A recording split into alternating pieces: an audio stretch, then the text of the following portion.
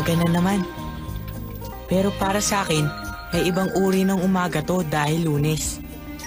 Unang araw ng isang linggong pag-aaral. Bakit ba may linggo pa? Lalo lang naghihirap ang loob ko pag naiisip kong kinabukasan Lunes na. At pasokan na naman sa paaralan.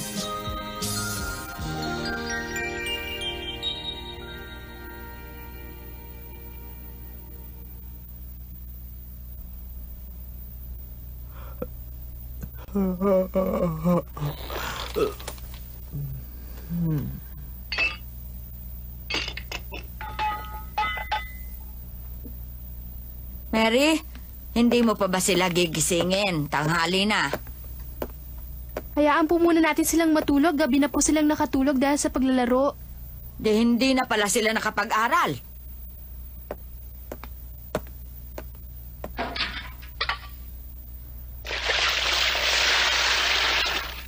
Aray! Naku, aray!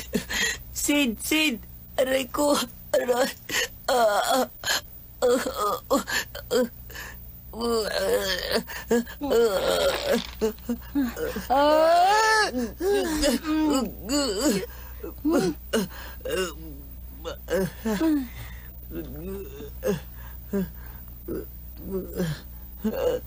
Aray! Magsasakit-sakitan ka na naman para huwag kang pumasok sa paaralan. Aray! Sid! Halika dito, baby! Bibigay ako sa'yo! Aray ko! Hindi ko na yata kaya! Aray ko! Aray! Ano ba ang nangyayari sa'yo? Oh, itong ilamog bigay sa akin ni Emily. Pamana ko sa'yo. Sandali lang, hindi ba isa ito sa mga kayamanan mo? Kaya nga, ibinibigay ko na sa'yo. Aray, dahil mamamatay na yata ako. Ha? Mamamatay ka na? Kunin mo na to. Pamana ko sa'yo. Pag wala na ako, isipin mo lang ako yung ilawan na yan. At alagaan mo, mamamatay na ako. Tom! Huwag mo akong iiwan! Ayoko mamatay ka! Pinapatawad na kita sa lahat ng kasalanan mo. Pinapatawad na kita sa lahat ng kasalanan ginawa mo sa akin. Tom! Sandali! Huwag! Huwag kang mamamatay! Wag! Baka maawa ka sa akin! Tatawagin ko sina Tia Polly at Mary! Huwag ka muna mamamatay, ha! Sandali lang! Tulungan niyo ako! Halika kayo! Bilis! Tulungan niyo ako! Si Tom! Si Tom! Mamamatay na! Tulungan niyo ako! Tia Polly! Umakyat po tayo! Si Tom po! Si Tom! Si Tom po! May nangyayari sa kanya! Ano Tia ba Polly! nangyari? Sid, huminahon ka. Ano ba nangyari? Wala po! Si Tom po! Naghihingalo na! Sid, ano ka mo? Si Tom naghihingalo? Opo! Sid, wag mo akong bibiruin ng ganyan. Ayoko niyan. Hindi po ako nagbibiro, Tia Polly. Pula at asul na po ang kulay niya. At ang boses po niya, namamalat na. Nagsimula po nang magising ako. Ibinigay pa po niya sa akin ang paboritong ilawan niya bilang pamana. Totoo po, Tia Polly. Ay, naku. Naku. Sakit! Sid, sabihin mo kay Jim, tumawag ng doktor. Opo! Sandali! Hindi ko kailangan, doktor! Bakit? Ha? Kasi ang gusto ko, narito kayo sa tabi ko.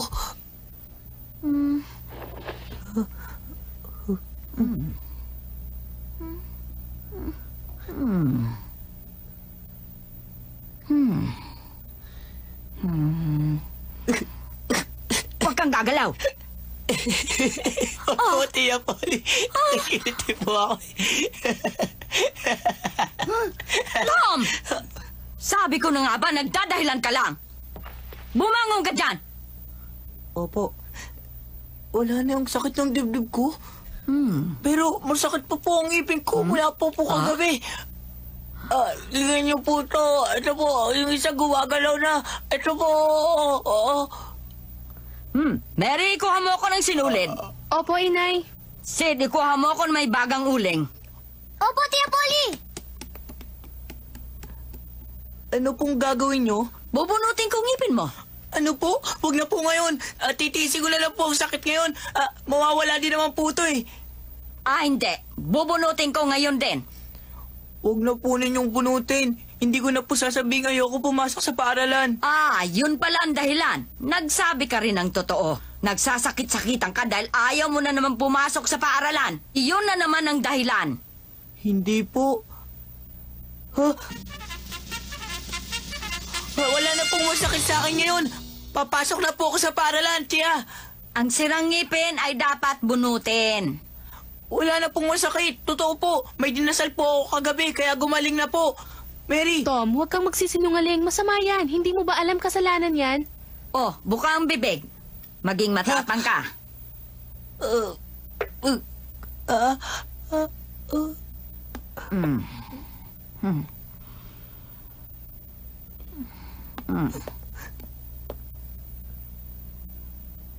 Ano po gagawin niyo?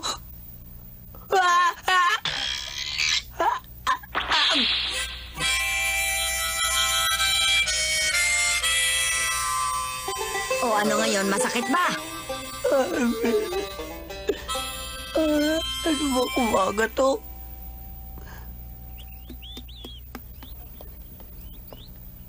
Mabuti pa nga siguro pumasok na lang ako.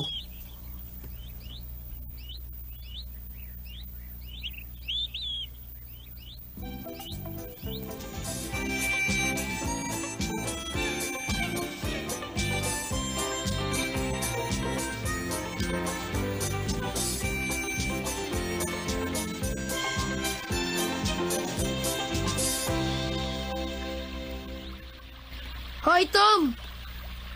Hak, ba't nandiyan ka? Anong ginagawa mo dyan? Hinihintay kita. Sobra na ang init sa barilis na tinutulugan ko kaya kumuha ko ng bahay bakasyunan. Bakasyunan? Talaga? Nakakita na ako. Gusto mo makita? Dapat. Di ba papasok ka? Hindi na ako natatakot na palo. Tayo na! Ang ganda ng lugar. Kitang-kita ang Mississippi at mahangin dahil mataas. Dito tayo! Tara.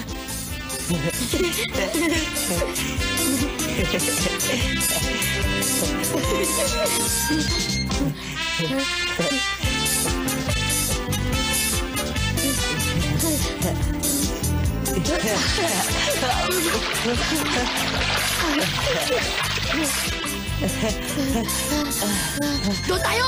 Tara.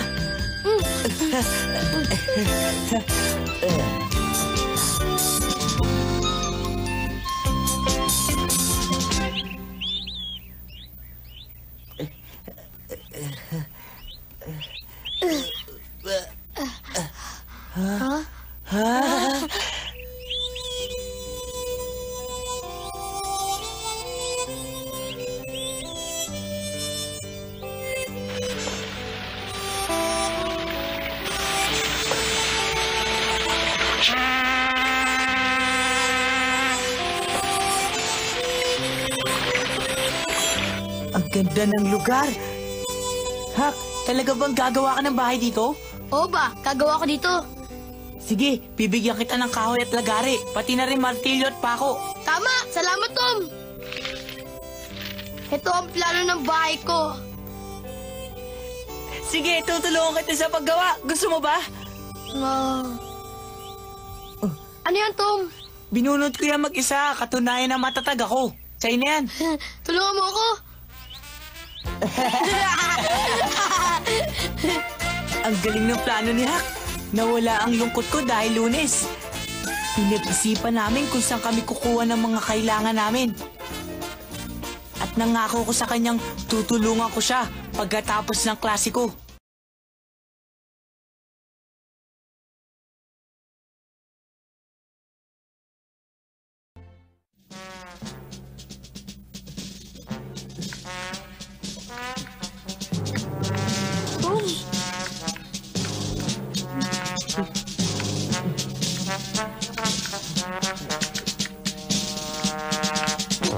Thomas Sawyer!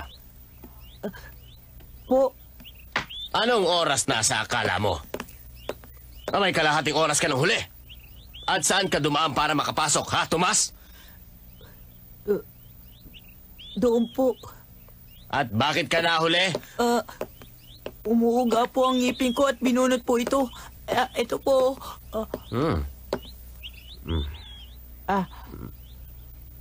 Aba, ganun ba? Aba, ang alam ko, 3 minuto lang ang pagbubunot sa ngipin. Sabihin mo sa akin ang tunay na dahilan. Kapag nagsabi ka ng totoo, patatawarin kita, Tom Sawyer. Talaga po. Tumutupad ako sa aking sinasabi. Nasa lubong ko po si Huck at pinag-uusapan namin ang gagawin naming bahay po niya. Si Huck? Yung palaboy na si Huckleberry Finn? Yung haragan? Kung ganon, Tomas, papaluin kita. Hindi po tama yan. Sabi niyo po, patatawarin niyo ako pag nagsabi ako ng totoo. Aba, sinabi ko ba yon, ha? Opo. Kung ganon, sige, dun sa dating lugar. Opo.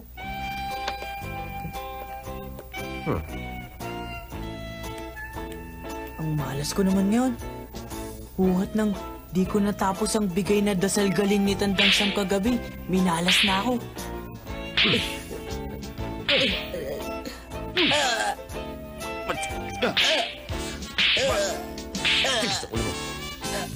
Halika na.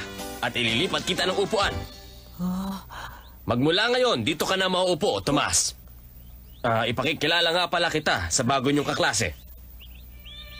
Ito si Rebecca Thatcher. Becky! At Becky, ito naman si Tom Sawyer, ang mga katabi mo sa iyong upuan. Mag-iingat ka sa kanya. Opo. At Tom, ilipat mo na ang mga gamit mo sa bago mong upuan. Opo! Maswerteng araw to. Ang pangarap kong babae ay dumating sa akin. Kasabay ng paghagupit sa akin. Mga bata, dahil kay Tom Sawyer ay nanghina ako. Kaya ipagpatuloy niyo na lamang ang pag-aaral niyo ngayon ng kanya-kanya na lang. Pansamantala, magkapahinga muna ako. Gusto ni Ginoong Dobbins na maging isang doktor at tumigil na sa pagtuturo. Kailangan niyang maipasang mahirap na eksamen bago siya maging doktor. Pinababayaan niya kaming lahat para makapag-aral naman siya ng gusto. Umaasa siyang makapasa sa eksamen ngayong taong ito. Pero palagay ko, bagsak siya.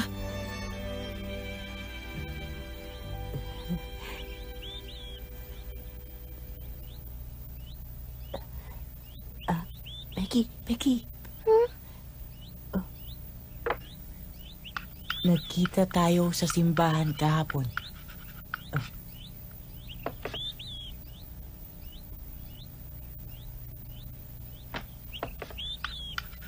Hindi kita nakita.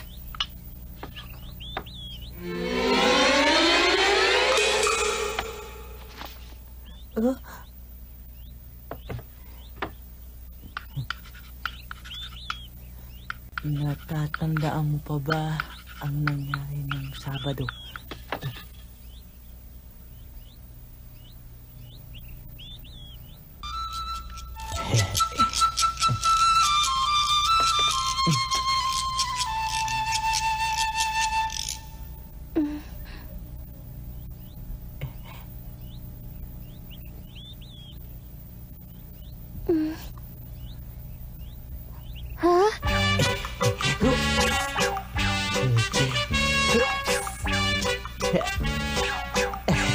Ayos!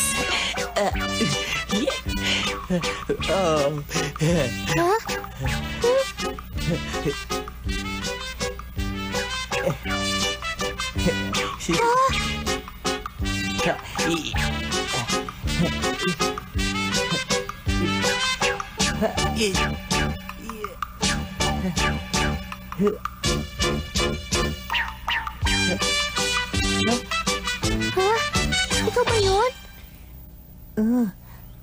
Ako nga, binigyan mo ako ng bulaklak.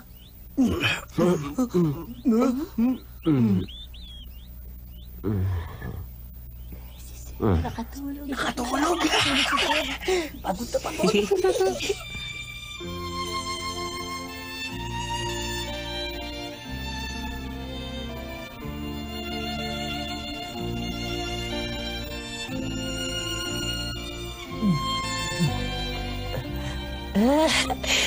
Ang sarap ng katas ng prutas na ito, Becky. Tuwaya ng nanay ko, Tom. Dati siyang nagtuturo ng pagluluto sa St. Louis. Kaya pala eh. Ikaw pala si Thomas Sawyer. Paggalit lang si Ginoong Dobbins, pero pag hindi, Tom lang ang tawag niya sa akin. Sa akin naman ang tawag. Becky, Paano mong nalaman? bumalik ako sa bahay niyo nung Sabado ng gabi at, Ano? di ba, pinakilala kayo sa amin sa simbahan? Oo. Maari ba kitang dalawin mamaya, Becky? Aba, sige. Salamat.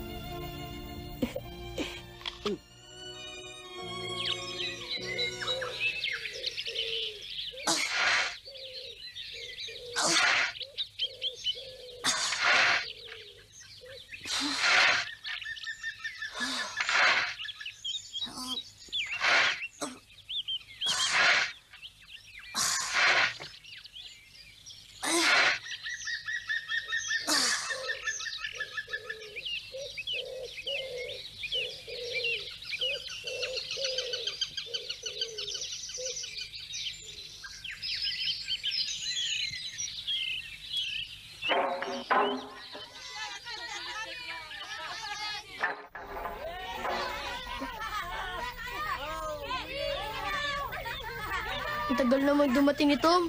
Sabi niya pagkatapos sa klase, tutulungan niya ako. Ano kayang ginagawa niya?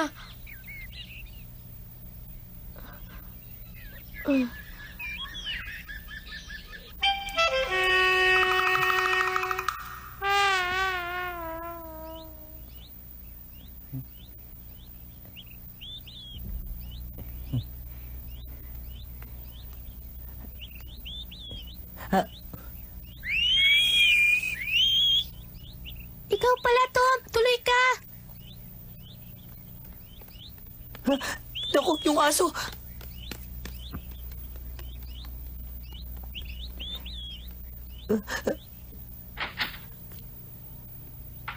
Inay, nandiyan po si Tom. Siya ba yung sumisipol kanina? Opo. Hindi yata marunong gumalang. Wag! Wag!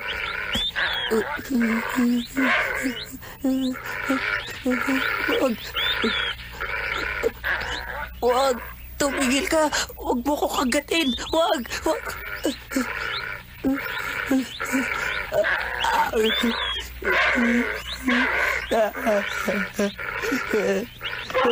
Ako po! Nay!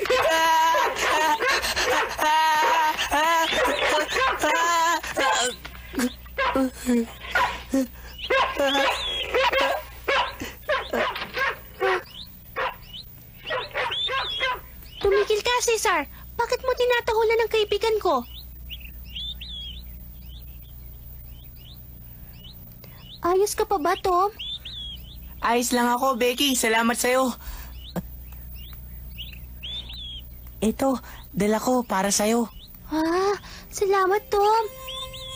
Halika muna sa loob, Tom. Tumuloy ka. Halika na.